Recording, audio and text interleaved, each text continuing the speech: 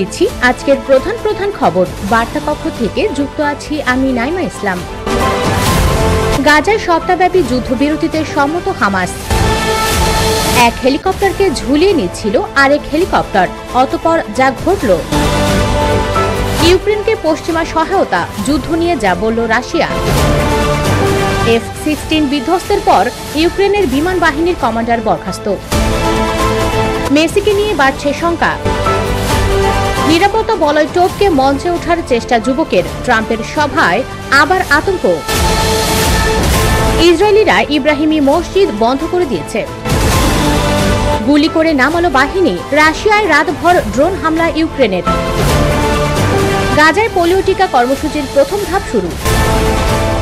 যুক্তরাষ্ট্রে বাস দুর্ঘটনায় শিশুসহ নিহত 7।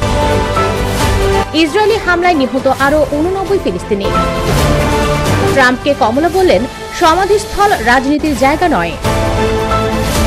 গাজার সুড়ঙ্গ থেকে মার্কিন নাগরিক সহ 6 জিম্মির মরদেহ উদ্ধার।